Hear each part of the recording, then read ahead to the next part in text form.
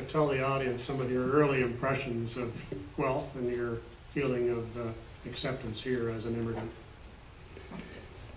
The acceptance was really not a problem because there were so many immigrants coming those days.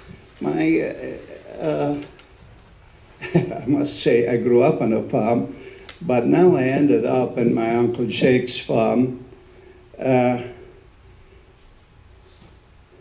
The manure was a lot stronger in Canada.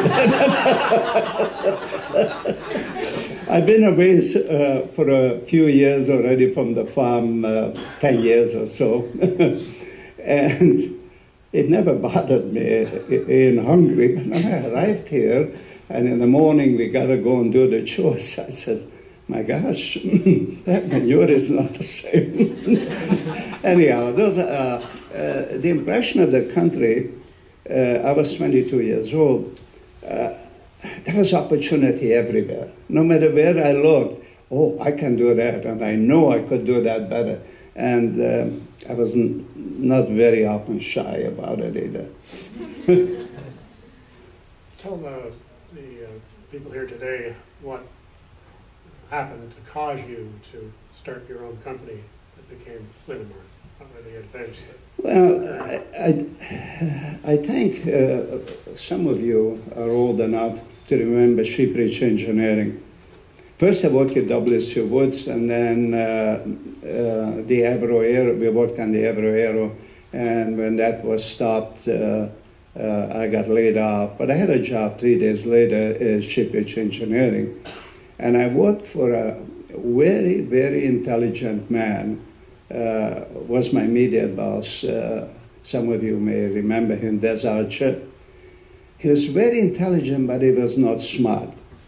And he designed a lot of things, great things, but some of them are very bad. And when I tell him, hey, Desi, you're not going to do this, that's not going to work, they constantly argued about it. So what had happened in the end, I went to see his boss, Bert Johnson. And Bert was a general manager, great guy. And I told him, I can't work with that, so you have two choices. Either you fire him or I quit. And guess what he said? He said, you quit. So that was the start of Linamar. So I made a deal with him, okay, my disagreement is on the oil pumps, and what I like to do is subcontract it to me. Ford is an agreement. I worked with the Ford people, and so I was in business. So you see a bad thing happen.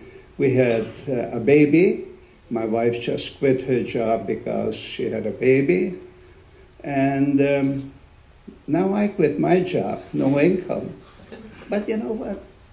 I was not upset. I said, you know, it's the best thing that happened. I was pushed into it. Now I started a business.